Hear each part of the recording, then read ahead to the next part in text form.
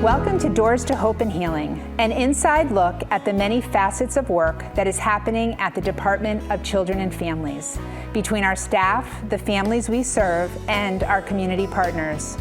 My name is Jacqueline Ford. I have had the honor of working for the department for almost 30 years.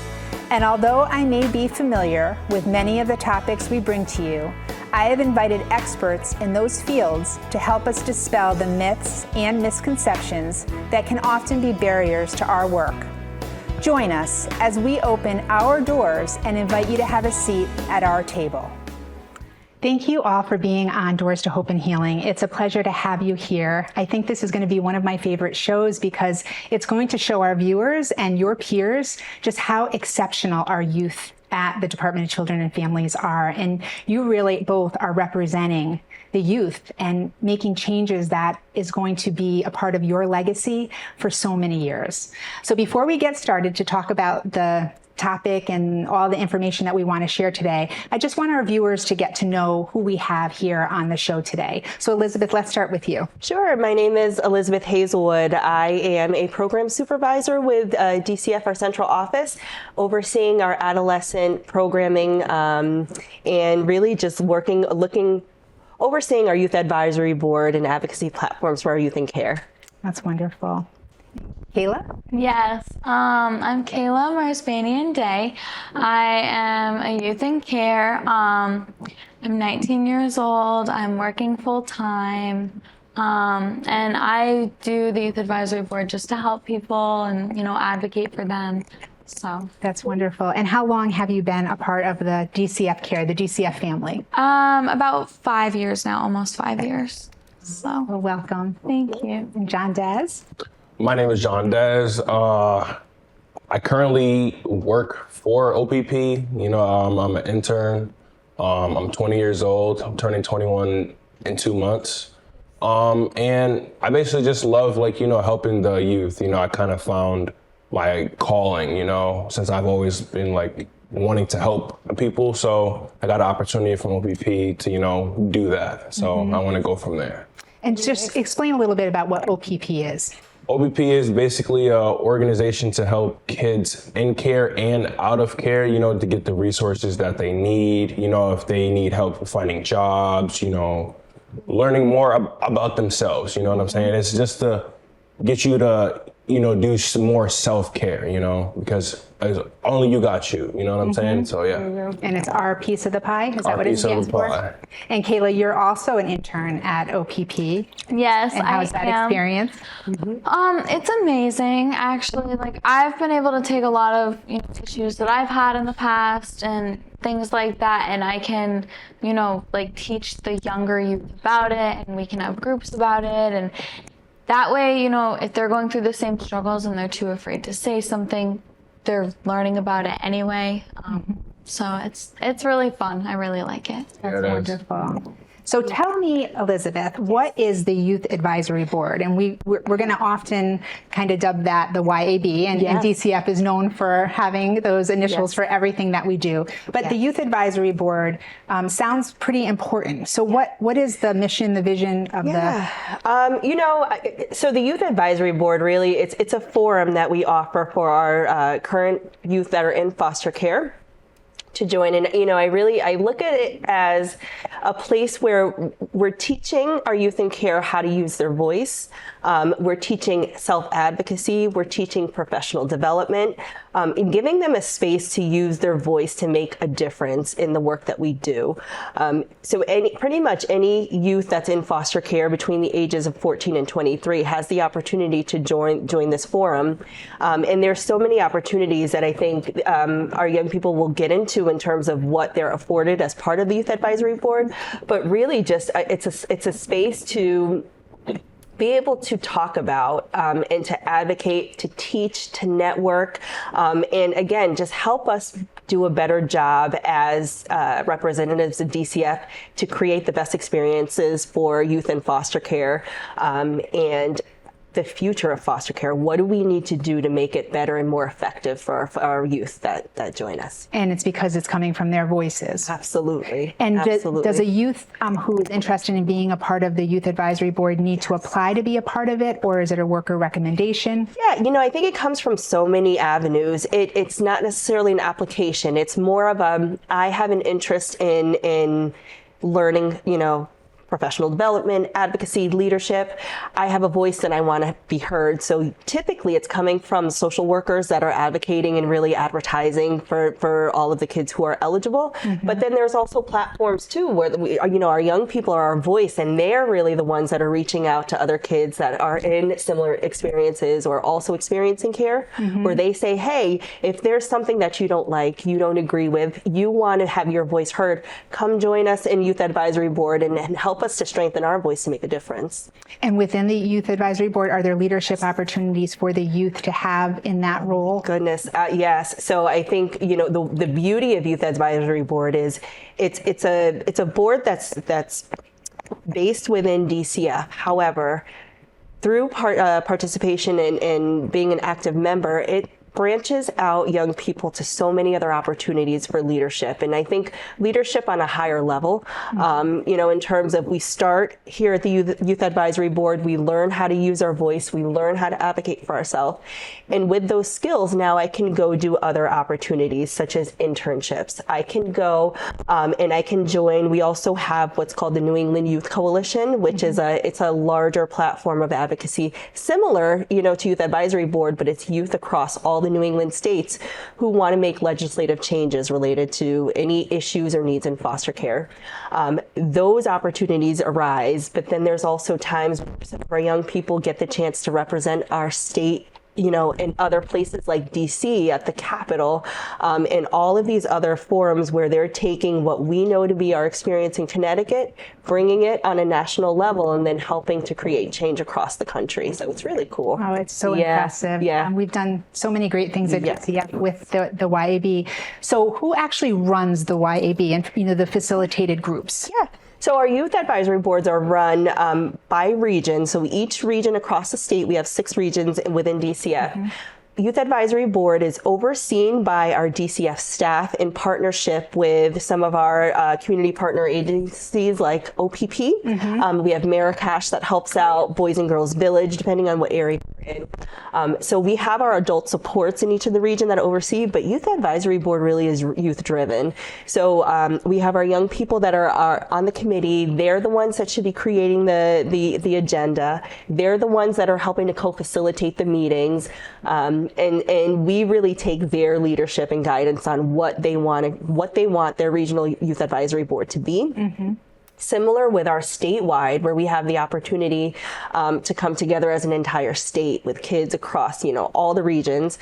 And then we also have the opportunity to come in front of our commissioner and her leadership team, right, to bring forward what we're working on, what are our concerns, and that's really a space where she gives her ear and lends her expertise on how can I help you to move forward your agenda, what are things I can do, what are things I can help out with. So just some really cool opportunities, and again, it's really driven by our young people who in care who are not afraid to use their voice.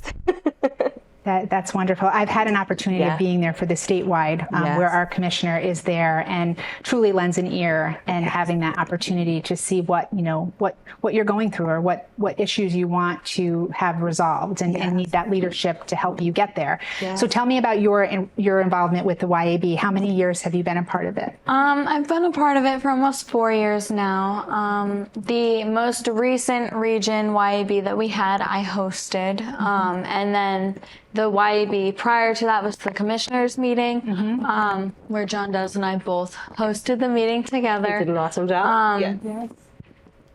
What made you, who told you about the YAB, and then why did you say, I want to learn more about this? So my DCF worker told me about it, and I was like, oh, well, do I get paid? And she was like, yeah. So I joined originally for the money.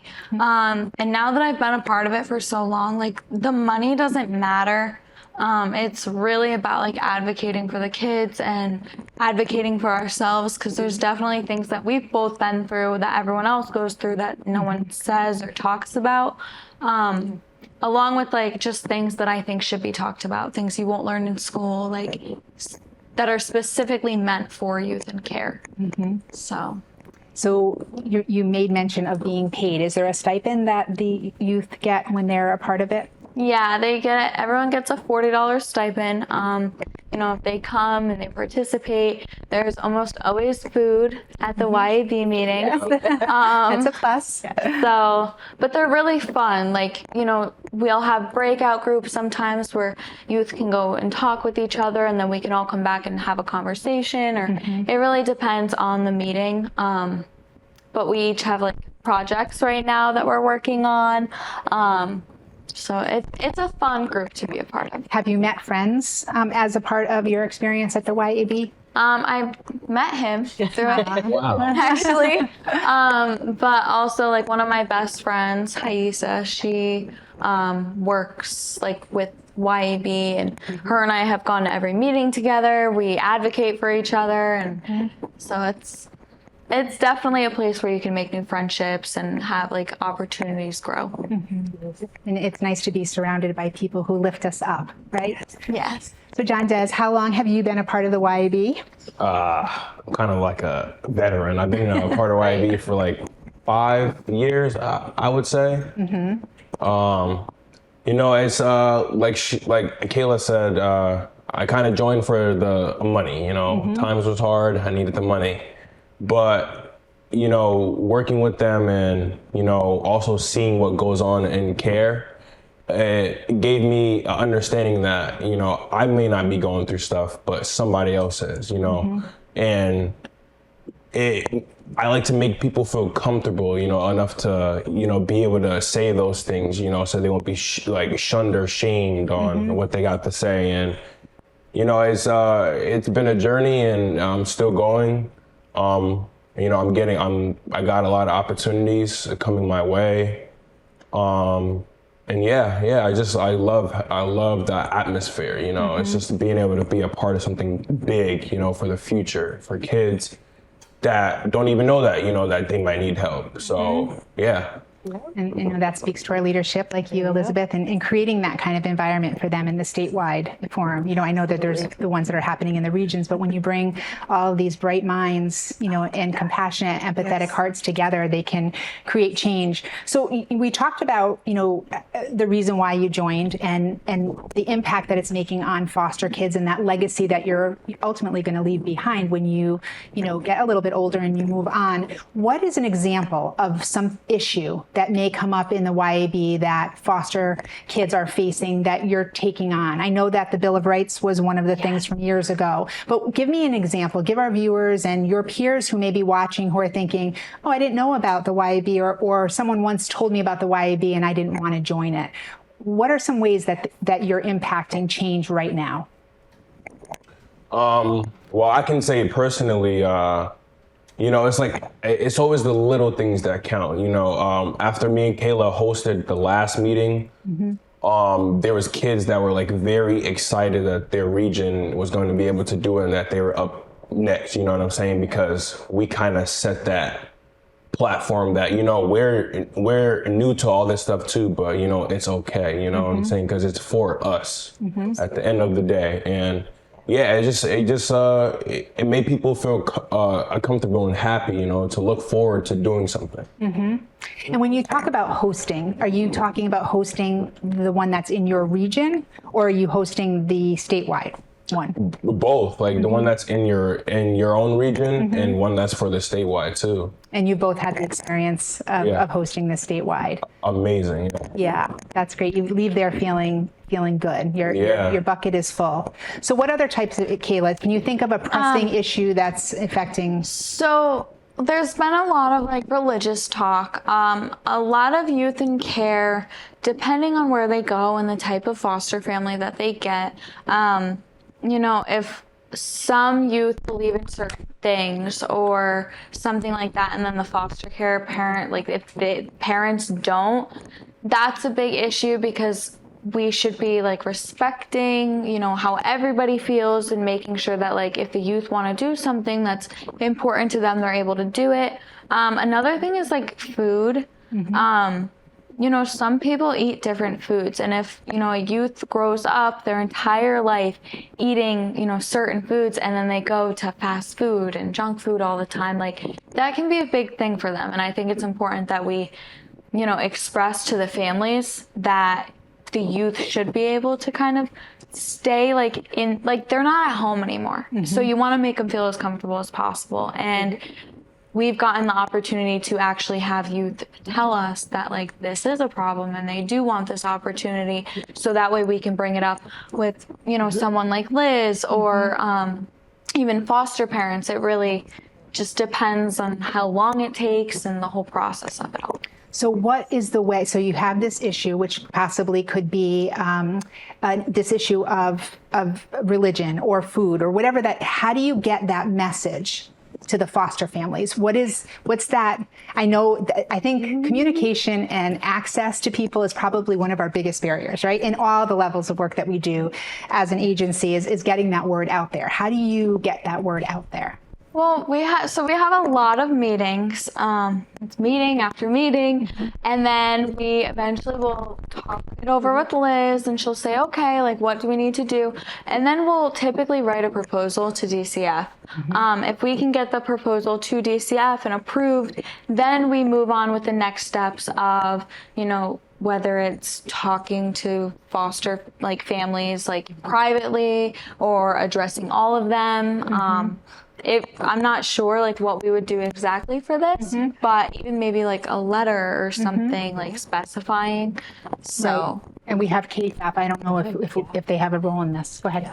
And I feel like it's also more of adjustments. You know, we already have, you know, these rules and, you know, these things that, you know, foster parents and like, you know, people who do, you know, that type of work have to follow by. So I feel like, and also too, like that's what we're working on now. We're working on trying to adjust, like, you know, a lot of DCF workers have like a lot of kids on their caseloads, you know, so some of the older kids get forgotten or they get dealt with like the same way as you would deal with a little kid.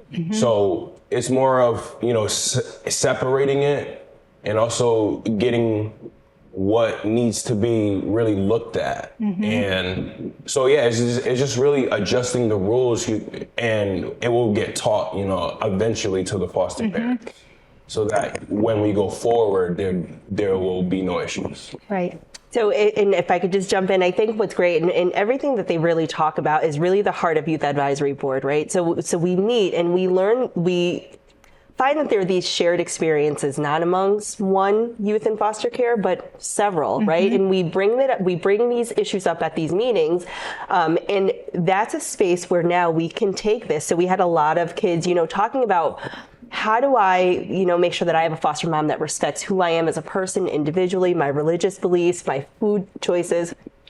And we said, all right, well, let's bring in our director of the foster care and adoptive services. Let's talk to her about what the understanding of what a role of a foster parent is.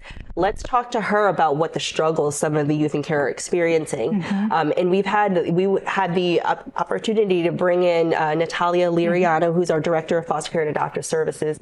And she really talked to our youth advisory board, took some feedback from them, and she's now thinking about some ways of how can we incorporate our youth in foster care now in the process of vetting, choosing, and really, what's the word I'm looking for? Identifying new foster parents. How can we bring youth voice to that process so that we are able, some of these issues that we're having now and we're seeing, we can make change on the other end of getting ahead of that for these new foster parents. So maybe during the training, after they're recruited, maybe having the youth be a part of the recruitment and that whole training. That's true. But again, just the spirit of Youth Advisory Board to identify a need, let's problem solve and figure out how we can make it better and take those steps. And I think you answered my next question in talking about themes. You know, I mean, every youth in foster care could have an issue, and they may feel that that's the biggest issue that they could possibly have. And then when they bring it to a forum like you're affording them, and you see the themes that, you know, this one and that one, they're all feeling that this is an issue or it's affecting their quality of life in that setting. Are you finding that there's just different themes? You know, I think yes, but it's interesting that often a common theme will emerge. So yes, I think everybody has their individual, but there's nuances of that individual that come together as a collective. And that's really how we identify the themes that we really focus on the larger scale of those individuals. How can we pick that one common factor? Yes. And create that one project that we're going to work on each year. And I think the two of you spoke to how being a part of the YAB affords you the opportunity to learn leadership skills and self-advocacy. So in many of the situations, you could be giving them the power to use their own voice to make a difference in their foster home, that, you don't have to get anybody involved. That I think, what did you say at the very beginning when you introduced yourself? You got you, right? Or you said something like that. You are the person who is most responsible for yourself. So I think that from what I'm hearing here, the YAB is giving that power for our youth to be able to use their voices. So that's wonderful. So I know one of the big reasons that I have you here today is about our Youth Summit. What is the Youth Summit? One of you want to, Dondes or Kayla? Kayla. So the Youth Summit is, in my opinion, it's really focused on transitioning into adulthood and financial literacy, financial wellness.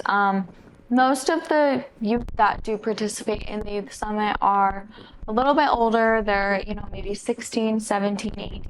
So I think we try to, provide information and resources to help the youth as they transition from still being in care to out of care. These are things you don't learn in school, and I think it's something that everyone should learn. So we really try to take advantage of not, knowing prior and teaching everyone. And a summit is a one-day event, correct? Kind of like a conference, you would say? Yeah. So we have on July 26th, we have our Youth Summit. And I'm sorry, July 28th. Oh, July 28th. Yes. Is it? July 28th. Well, Yes, I've been wrong. So I've been wrong for weeks now. But you can go both days. I'm hosting. So we're going to have, guest speakers and workshops that, one workshop will be credit management. I think you have a couple other. Yeah, there's going to be one for military, if you want to join the military. So it's basically just resources that kids in care can use. They have access to. They have all these pamphlets. They're gonna leave with something. That's what we're hoping. That's our goal, is for everybody to leave with stuff. Breakfast. There's gonna be lots of fun things like breakfast. Everybody loves to eat. Yes. We'll have breakfast, lunch, a DJ. There will be a talent show that John Des is performing in. Oh, what is your talent? I play the piano. Oh, good for you. Yeah, I've been at it for a couple years now, so. Good for you. Gonna share to everybody and hopefully, open those doors so people can start showing their talents, Yeah, it's like a workshop, and we're going to teach you about financial literacy. But if you have talents, we also want to address those. So. And you're never too old to start a new. I mean, here you are, almost 21 years old, and you're just picking this up. Yeah, it's just a number. It's the drive and your interest level. So that's wonderful, and that's so impressive. So, what is the theme of your summit this year? Moving mountains. Moving mountains. Yeah, and I just want to tell you that we're also going to have swag bags and giveaways, gift giveaways. So hopefully lots of people will come that way and join the meetings. We hope that people will join the meeting afterwards, the Youth Advisory Board, our piece of the pie, or even the Youth Summit group, just because it's a great opportunity for them to kind of get out there. So how would a youth who may be watching this and interested in taking that next step and telling their social worker that they want to participate, what would they need to do to participate? How do they sign up? Attend the meetings. Really just let their DCF worker know. Their DCF worker will contact, Liz or Jessica Garcia from Our Piece of the Pie, or Jenna Bronson. And then they will, register them, get them all set up for it. They just have to attend the meetings and you'll get paid for it.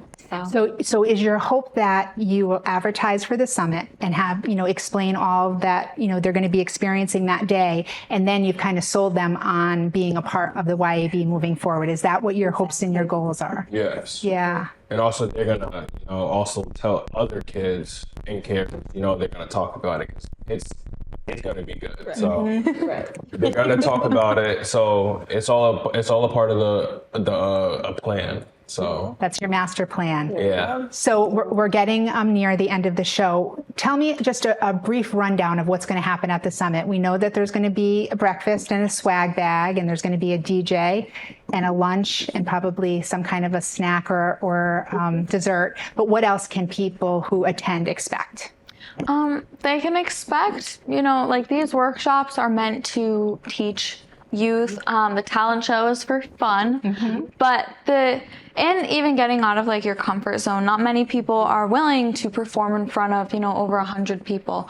But the main goal, I think, is to teach the youth about, transitioning into adulthood, moving from a foster house to your own apartment, or learning how to budget. Budgeting is like a huge thing. I think we might even have something on cars or car insurance, just to help, because like I said before, you don't learn this stuff in school, so no one else is really going to teach you about it. Right. It's hands-on. Usually you learn it when you're experiencing it, but if they could have an intro into that, they could be more successful when they experience that. So before we close today, John Des, if one of your peers was watching the show and wanted to be a part of the summit and be a part of the YAB, but they feel a little bit uncomfortable about taking that step, what would you say to them? I'd say take it from me. I was always kind of a shy person. I kind of got out of that, with, some work. But just basically, just be yourself. This is for you, and we're here to help. You two are exceptional. And I know you probably heard this so many times, but you really are. And you're such a great role model for the youth in care, and you're making such a profound difference. I hope that you both know that, and stay on this track for as long as you can, even if it takes you in a career direction where you're going to be able to help people the way that you are, because you're making a big difference. Yeah, you really are. Thank you so much. I can't wait to hear more about the great work that you're doing. So, and I'll see you all next week at our event that we're having to beautify one of our locations. Thank you for watching Doors to Hope and Healing. We're now going to introduce you to one of our Youth Advisory Board members who's going to tell you why it's important to meet them where they're at. Thank you for watching. I have a story that needs to be told.